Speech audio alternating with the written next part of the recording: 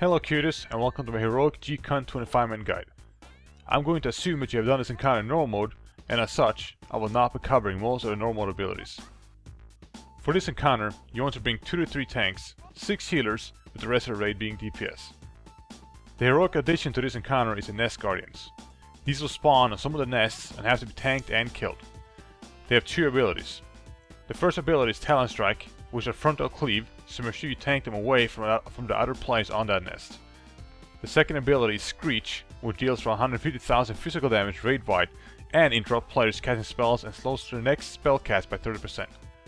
This ability is only cast by the Guardian if there are no melee present on that nest. Since the whole fight revolves being on your designated nest and killing the eggs and guardians in time, this ability should never go off and never be an issue. Besides Nest Guardians, the flight buff you get from picking up feathers have 3 charges on the heroic instead of 4. The strategy for this encounter is almost the same as normal mode, but with more emphasis on the nests and the Nest Guardians. You want to start by marking each nest with these markers I show here. This will make it easier if you use our spreadsheet, which I will talk about in a bit.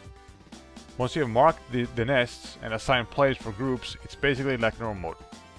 You have a healing cooldown as well as a mitigation cooldown for each quill. You run towards the boss during downdraft. You soak green pools if you have a self cooldown to use. You spread out for call. All that good stuff. As I said earlier, the big mechanic on heroic is the nests. When it comes to the nest and who should go where, I got a spreadsheet that my guild used. As you can see here, you want to use 5 groups to go to the nests. Each group has 1 healer and 3 DPS. 2 of these groups, group 1 and 4, will go to the nest the most, so these 2 groups should have your best AoE DPSers to make sure they can take care of each nest without hassle. There's 2 ways to deal with the Nest Guardians here. You can run with 3 tanks and have the 3rd tank every Nest Guardian. This means that this tank has to be on the ball to go to each nest to make sure that the Guardian is being tanked. The other way to do it is to have a plate DPS in the group that gets a Guardian.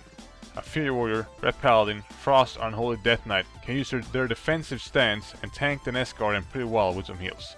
We used 3 tanks in our kill and in this video. There isn't much to say about the spreadsheet as a whole. It should explain itself pretty well, but let's go through it real quick just to cover it.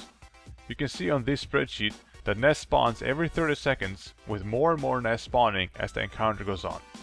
You can also see when Quells is going to happen, so it should be easy for you to assign healing and mitigation cooldowns, as you don't want to, say for example, have a healer that is on a nest during Quell to use his raid cooldown for 4 players. There should always be at least 3 healers on the main platform, with one of those healers never going off the main platform.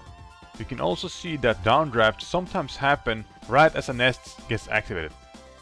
Make sure you go to that nest early, so that you don't get blown off by downdraft and miss your nest. At the bottom left, you can see when the Nest Guardians spawn. They spawn on the 2nd nest and then every 3 nests after that, so nest 2, 5, 8, 11 and so on. Other than that, make sure that you keep track of how many nests you will go to during the time that you have feather charges. If you only go down to nests, for example, like group 3 in this spreadsheet, you should use all your feather charges to get as many primal nutrients as possible. But if you fly up a lot, in group 1 in this case, you have to make sure you save feather charges so you can fly to each upper nest. There's a few tricks to save some feather charges. One is that if you're a warlock, you can put your personal teleport right on the edge on the main platform, as close to the lower nest as possible, and teleport back up once you're done with your nest. You can also jump down from a nest instead of flying back up to the main platform. If you have problems remembering what nest to go to, get weak auras and make a simple text aura like I have here to help you out. I'll put the spreadsheet in the description if you want to download it. Hope this helped you guys kill this ugly sick bird. Thanks for watching, see you guys next time.